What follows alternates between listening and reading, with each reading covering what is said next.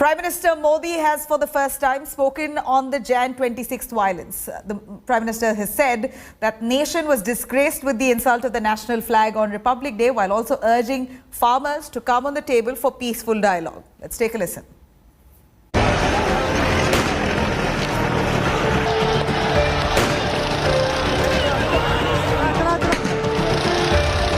Republic Day violence, storming of Red Fort, insult to national flag. The turning point in the ongoing farmer stir. And Prime Minister Modi on Sunday slammed the disrespect to the tricolour, saying the entire country is saddened. Delhi में 26 जनवरी को तिरंगा का अपमान देख देश बहुत दुखी भी हुआ। हमें आने वाले समय को नई आशा और नवीनता से भरना है।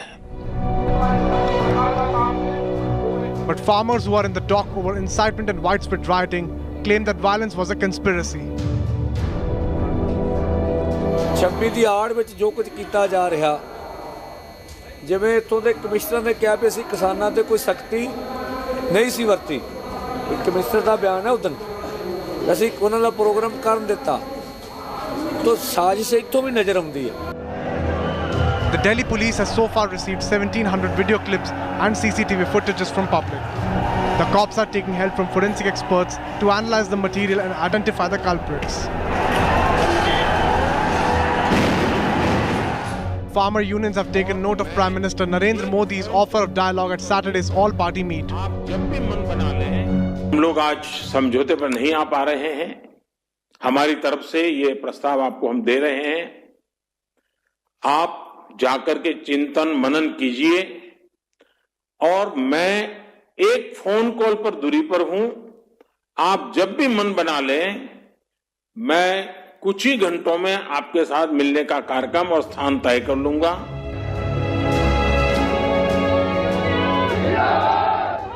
Unions, however, seek release of peaceful protesters first.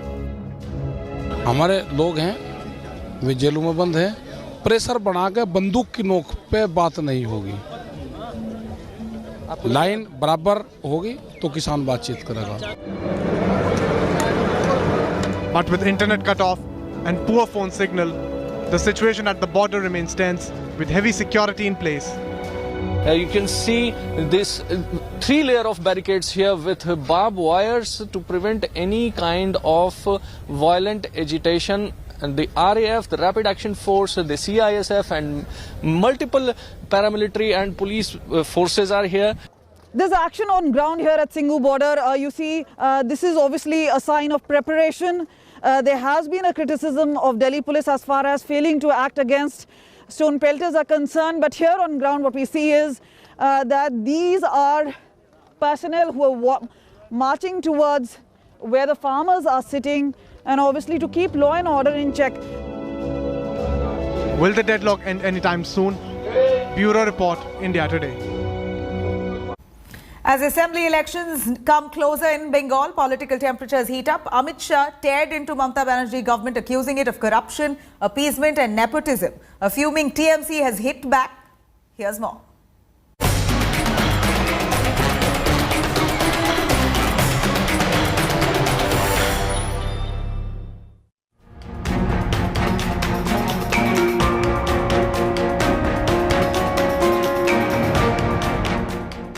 Amid desertions from TMC, Home Minister Amit Shah targeted Mamata Banerjee, alleging widespread nepotism and promoting nephew Abhishek over others. देश भर में जहां-जहां एनडीए की सरकार चली है, वो सभी सरकारें जन कल्याण के कामों से देश के विकास के रास्ते पर जुड़ी हैं। और यहां पर भतीजे को मुख्यमंत्री बनाने के अलावे और कोई एजेंडा ही नहीं है। Shah's attack prompted a counter from her nephew Abhishek, who tweeted a video claiming that BJP leaders mixed up words while singing the national anthem, calling it an anti-national act and insult to Jana Gana Mana.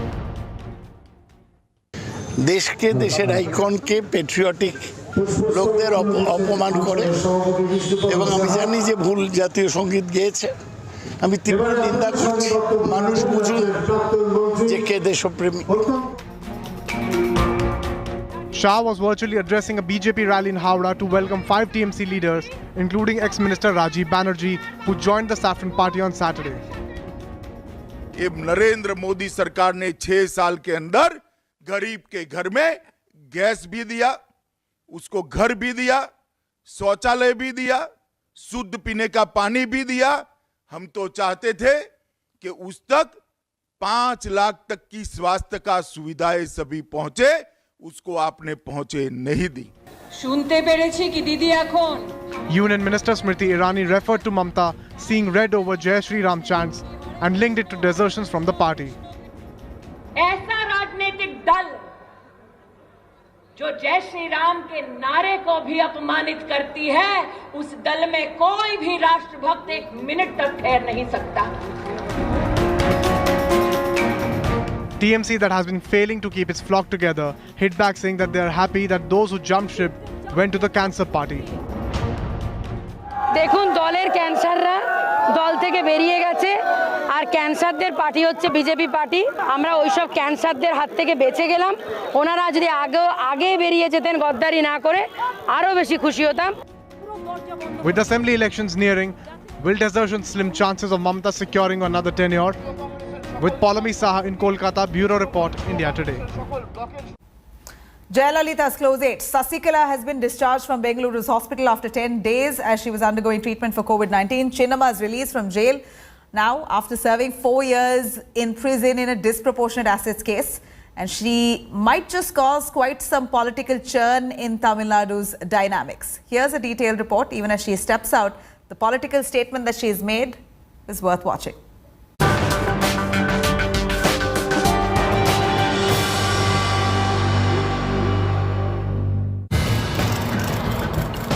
AMMK chief Sasikala being wheeled out of Bengaluru's Victoria Hospital.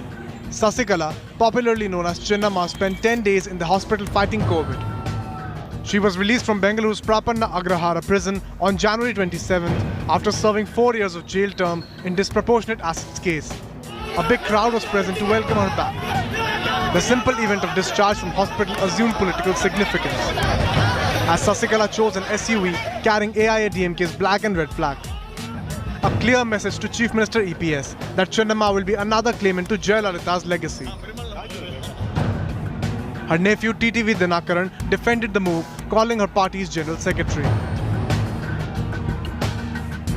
Advise her to stay for a week and take rest.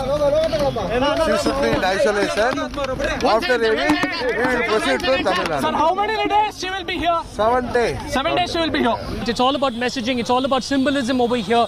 And that's the reason why she has actually gone in that particular car. You can clearly also see she sat in front.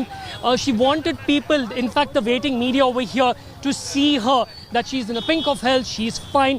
She is sending out a message to the AIADMK. Dinakaran run AMMK mouthpiece had recently claimed that Sasikala will revive AIADMK. But bitter rival Chief Minister EPS has clarified, saying there is no place for Chinnamma in AIADMK. Sasikala வெளியே வர பட்சத்தில் அதிமுக கூட இணையறதுக்கு ஒன்றும் வாய்ப்பே கிடையாது. அவர்கள் கட்சியிலே இல்லை. சார் இந்த 7 பேர் அதிமுக கட்சியிலே கிடையாது. சசிகலா அவர்கள் அதிமுகல சேர மாட்டாங்க. அவங்க நாங்க 100% கிடையாது. அதாவது அனைத்து இந்திய அண்ணா திராவிட முன்னேற்ற கழகம் என்பது தெளிவாக முடிவு செய்யப்பட்டு இன்னைக்கு நடைபெற்றுக் கொண்டிருக்கிறது. தமிழ்நாடு முழுவதும் பார்க்கின்ற பொழுது பெரும்பாலான பேர் அந்த இருந்தெல்லாம் அதிமுக ஜாயின் பண்ணிட்டாங்க. சில பேர் அவரோட இருக்காங்க. The former trusted aide of Jayalalitha will spend a week in home quarantine in Bengaluru before landing back in pole-bound Tamil Nadu on 8th of February.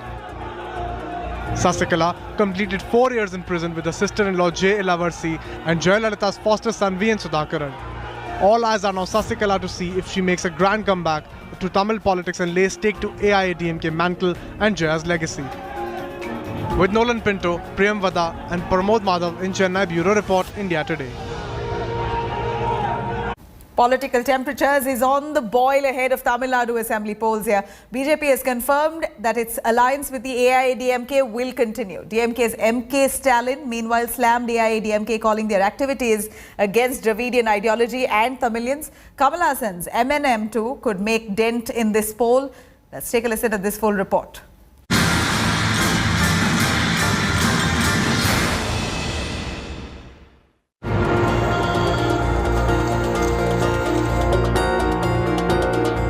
battle for Tamil Nadu intensifies.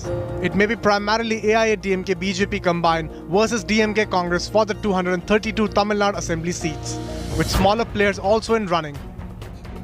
BJP chief JP Nadda has confirmed that the Saffron Party will fight polls in alliance with Edappadi Palaniswamy's AIADMK. In coming times, I would like to share with you and declare here that Bharatiya Janata Party has decided that in coming times, in the elections, BJP, along with All India Anna DMK and along with the like-minded parties, will be going for the election. Nadda's announcement has put to rest speculations of fissures in the alliance after the AIADMK denied permission to BJP's Vitrival Yatra in November last year.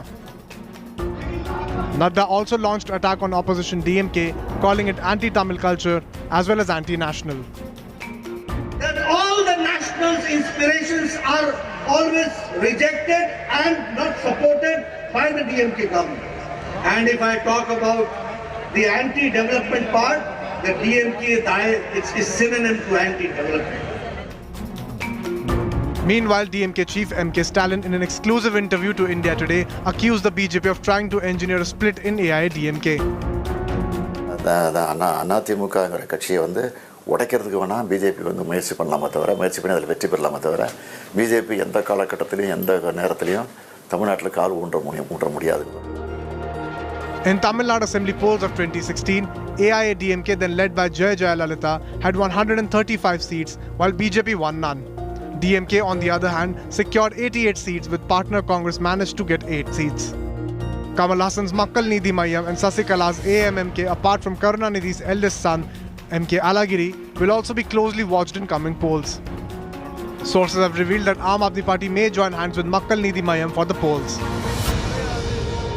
AIADMK is still waiting for the BJP head to go ahead and declare the Chief Minister candidate for 2021 elections, which according to AIADMK has already been decided to be EPS. With camera person Daniel, Pramod Madhav for India Today. And we have more updates on the vaccine development front. After Covishield, Serum Institute has now applied to begin trials of another COVID vaccine, Covovax. The Pune-based firm is developing this vaccine in partnership with American vaccine developer Novavax.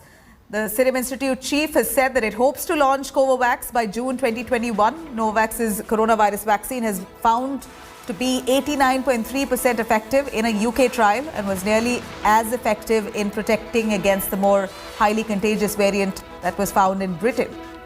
The jab's efficacy against the original COVID-19 strain was calculated at 95.6%. Serum Institute has said that Novavax has published excellent efficacy results. The Pune-based firm has already produced Covishield, developed by University of Oxford and AstraZeneca, which is being used in the ongoing inoculation drive. In his radio program, Prime Minister Narendra Modi spoke about the ongoing vaccine drive and the roadmap right ahead in this, I should say that again, roadmap. In his radio program, Prime Minister Narendra Modi today spoke about the ongoing vaccine drive and the roadmap ahead. Let's take a listen. जैसे corona के खिलाफ भारत की लड़ाई एक उदाहरण बनी है, वैसे ही अब हमारा वैक्सीनेशन प्रोग्राम भी दुनिया में एक मिसाल बन रहा है। आज भारत दुनिया का सबसे बड़ा कोविड वैक्सीन प्रोग्राम चला रहा है। आप जानते हैं और भी ज्यादा गर्व की बात क्या है? हम सबसे बड़े वैक्सीन प्रोग्राम के साथ ही दुनिया में सबसे तेज गति से अपने नागरिकों का वैक्सीनेशन भी कर रहे हैं। सिर्फ 15 दिन में भारत अपने 30 लाख से ज्यादा कोरोना वॉरियर का टीकाकरण कर चुका है। Chaiti Narula tells us about the 4 vaccines that are currently in the pipeline. Let's take a listen. I'd like to take a moment and show you the 4 vaccines that are in the pipeline at the moment. Let's get you those vaccines on your screen. First one, of course, is Zycov-D, which is developed by Ahmedabad-based firm Zydus Cadila. It's in the phase 3 trials. They're underway. It is easy to store, transport and inject this particular vaccine. Second one, of course, is Sputnik V, which you already know about. It's been developed by Russia. It is in phase 2 and 3 trials, and these trials are at the moment underway. It has got 91.4% efficacy so far. Biological E is the third one. It has been developed by a Hyderabad-based firm. The phase 1 trial is underway. It is developed in partnership with the Baylor College of Medicine in the US. Genova Biopharma vaccine is the fourth one, developed by a Pune-based firm. Phase 1 trials are currently underway, and it is India's first mRNA vaccine. That means such medicines are instructed in direct cells in the body to make proteins to prevent or treat COVID-19.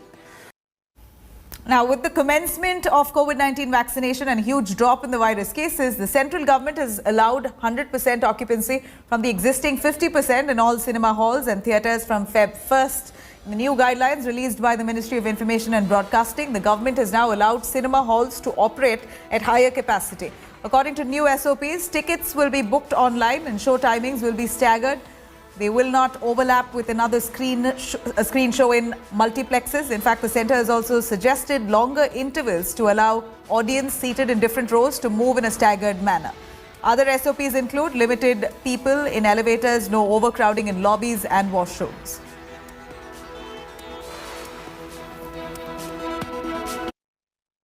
In a big relief to film producers and cinema halls, central government has allowed 100% capacities at the multiplex and cinema theatres. This is after a pandemic. In Mumbai still the capacity is 50%, but the guidelines for 100% have come in. There are general precautions which have to be followed while allowing the audiences inside the theatres, which is compulsory use of masks. There has to be physical distancing in the common areas of the theatres, of the cinema halls, and also symptomatic patients are not to be allowed use of Arogya Setu app. These things will be mandatory to be followed as a guideline. What would be an interesting thing to watch out is that 100% capacity has now been allowed, whether the viewers actually turn to cinema halls and multiplex, because the big releases this year have already happened on the OTT platform due to the pandemic situation. With camera person Mangesh, I'm Mustafa Sheikh in Mumbai for India Today. From February 1, the multiplexes and the cinema halls are going to function with its full capacity. But there are few things that's not going to be compromised in any case looking at the COVID pandemic. So here when you enter in these multiplexes, sanitization of your hand is going to be essential. At the same time, social distancing foot marks. So that is something a really must. While the Minister of Information Broadcasting has said that the digital printout, digital ticketing is going to be essential and that need to be promoted. Once you have digital ticket, that will be scanned here.